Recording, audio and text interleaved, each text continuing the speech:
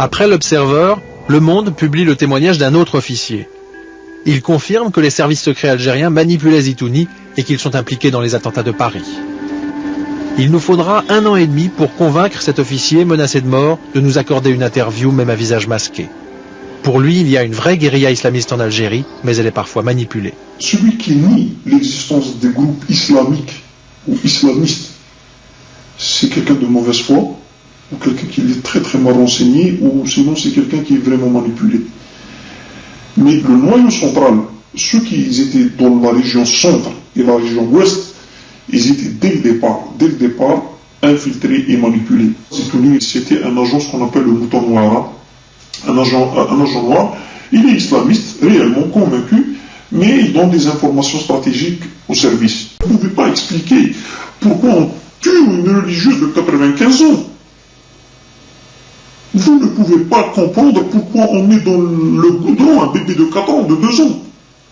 Vous ne pouvez pas, en tant que musulman, en tant qu'un être humain, je dirais en tant qu'individu tout simplement, comprendre pourquoi on éventre une femme enceinte. C'est de la barbarie pure. Il n'y a pas autre chose. C'est pour frapper l'imaginaire. C'est pas autre chose. Donc, il y avait une stratégie, il fallait les gens les frapper dans leurs émotions, il fallait les choquer. Vous voulez le fils, voilà ce qu'ils sont en train de faire. Hein? L'effet escompté, c'était que la population divorce totalement avec l'idéologie islamiste. Ils ont besoin de la violence pour gérer l'Algérie. Un minimum de violence, comme ça les Algériens ils pensent à une seule chose, leur vie et leur sécurité. On ne demande pas où elle est partie la recette du pétrole, ni ce qu'on fait avec l'argent des Algériens, ni quoi que ce soit. C'est un pays qui fait 2 millions de kilomètres carrés. Qu'est-ce qu'ils ont fait de plus par rapport à ce qu'elle a fait la France? Est-ce qu'ils ont construit une ville nouvelle? Il n'y en a pas. Est-ce qu'ils ont construit des routes, des autoroutes? Il n'y en a pas. Mais on ne se révolte pas parce que c'est dangereux. C'est très dangereux. La suite du vrai journal spécial Algérie dans un instant.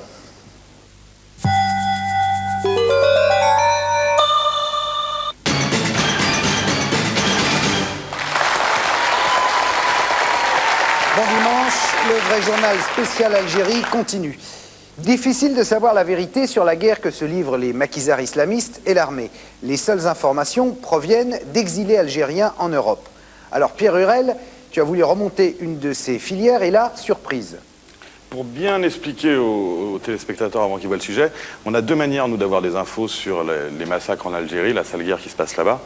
C'est soit les communiqués officiels du gouvernement, qu'on ne peut pas vérifier, d'une part parce qu'on n'a pas de visa, mais même les journalistes là-bas, algériens, peuvent rarement aller sur place. Et autrement, nous, en Europe, on a donc ces sources anonymes, souvent venant d'anciens officiers militaires, qui nous contactent. Et là, on a quelqu'un qui nous a contactés. On a pu assez vite vérifier qu'il était vraisemblablement membre des services secrets algériens, comme il le prétendait. Et donc, on a remonté la filière, et tu vas voir. Ok, on regarde. Algérie, révélation. Il y a tout juste 1 an, 2 titres majeurs de la presse européenne, l'hebdo anglais L'Observer et le quotidien français Le Monde, publient simultanément la même info ahurissante. La sécurité militaire algérienne, le tout-puissant service secret d'Alger, aurait télécommandé les attentats meurtriers du GIA à Paris durant l'été 1995. Les 2 journaux s'appuient sur 2 sources différentes. L'homme qui a renseigné Le Monde se fait appeler Hakim et affirme être un officier dégoûté par les manipulations sanglantes des généraux. Nous sommes un groupe d'officiers à vouloir changer les choses. Nous sommes devenus des assassins au profit d'une caste d'affairistes qui ronge l'institution militaire. Il y a 3 semaines, un coup de fil à la rédaction. L'homme dit s'appeler Nourdine et faire partie du groupe des officiers dissidents.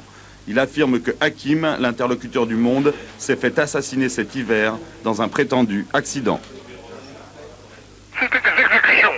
On a choisi un pilote qui avait des sympathies pour le groupe. Et une fois sur la région de Béchar, l'hélicoptère a explosé. Et on a dit que c'était un accident. Point final. Vérification. L'AFP mentionne effectivement le 7 février dernier un accident d'hélicoptère au sud de l'Algérie dans lequel auraient péri 2 officiers supérieurs. 2 semaines plus tard, la lettre d'information Maghreb confidentielle semble confirmer que le colonel Hakim, interviewé par Le Monde, fait bien partie des victimes de l'explosion de l'hélico et a été exécuté. Information reprise sans conditionnel par l'Observer qui affirme, lui, que Hakim a payé de sa vie ses révélations au Monde. Nourdine, mon mystérieux contact, est de passage en France. Il me donne un premier rendez-vous dans un hôtel de la banlieue parisienne. Il a promis de m'en dire plus sur ce supposé groupe d'officiers dissidents révoltés par la boucherie des généraux. Mais la caméra doit rester dehors, l'enregistrement se fera par téléphone.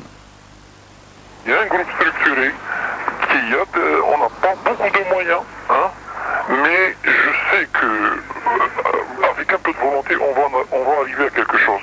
On ne fera pas le seul boulot toute notre vie. Et ce groupe, il a un nom? Non, je peux pas vous le dire, bien sûr. Je peux pas. Il y a le jour J, le H, mais c'est pas le moment.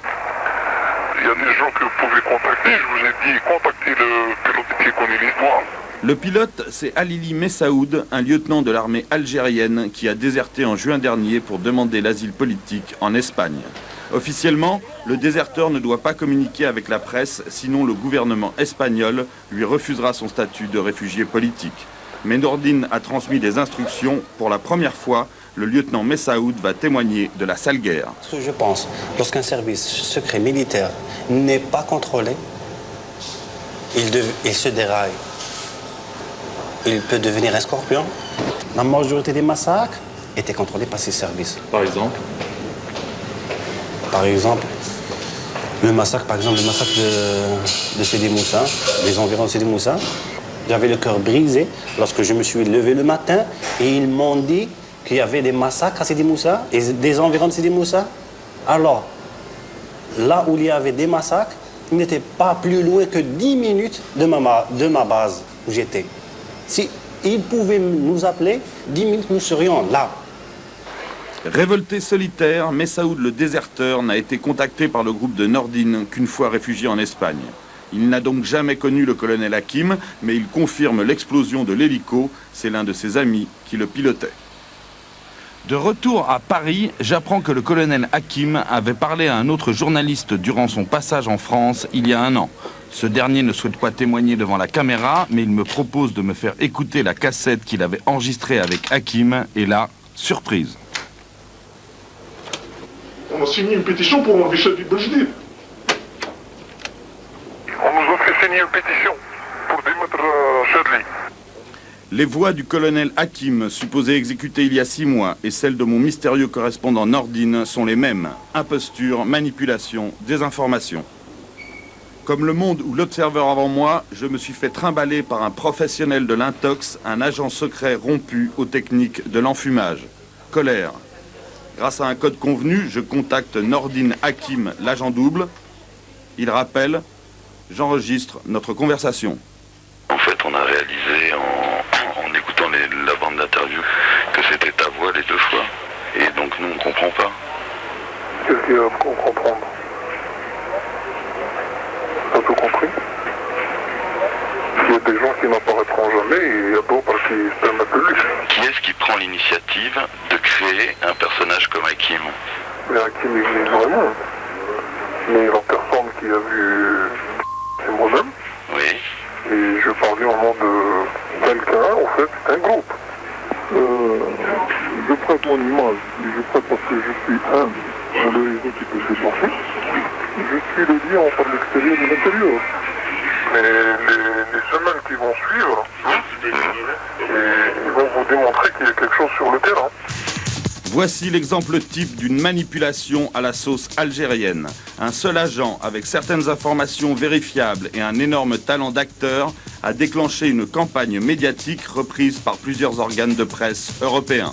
Vérité, mensonge. Pourquoi une telle opération secrète? Nous n'avons pas les moyens aujourd'hui de la décoder. La seule certitude, c'est que Nordine Hakim, l'officier caméléon, tire ses informations du disque dur de l'armée algérienne. Il est donc à l'intérieur. Alors s'agit-il du complot d'un clan militaire contre un autre, d'une opposition islamiste masquée, d'une campagne de déstabilisation d'un service secret étranger? Algérie, la vérité est une ombre. Pierre, c'est pas parce que ce Hakim Nordine a 2 identités qu'il ment forcément. Peut-être il cherche à couvrir son groupe. Non, absolument. D'ailleurs, c'est pas ce qu'on dit dans le sujet. Et lui m'a dit au téléphone encore récemment, il affirme que son rôle, c'est convoyeur d'informations. Il est en gros la voix de ces officiers dissidents s'ils existent. Donc ils parlent à leur place à chaque fois, quoi. Absolument, Avec c'est son plein de noms rôle. différents. Ce qu'il faut comprendre, c'est que s'ils existent, ces officiers, ils sont complètement dans la clandestinité, ils ne peuvent pas sortir d'Algérie, donc ça paraît logique que quelqu'un parle en leur nom. D'un autre côté, il pourrait nous le dire aussi. C'est peut-être pour ça qu'on souligne quand même qu'il y a eu manipulation. Et ce que je voulais dire sur les informations qu'il transmet, c'est qu'effectivement, il est lié à un site internet rebelle qu'on peut consulter. Et dedans, il y a un certain nombre d'informations sur des victimes militaires de la guerre et aussi là, des informations récentes sur une dizaine de militaires français qui seraient en mission en Algérie et à peu près 6 mercenaires sud-africains qui auraient été aussi engagés par les généraux. On a commencé à vérifier ces informations et pour l'instant, ça nous semble exact. Merci Pierre. Terroristes déguisés en militaires, militaires déguisés en terroristes, finalement, les seuls protagonistes clairement identifiables en Algérie, ce sont les victimes, malheureusement.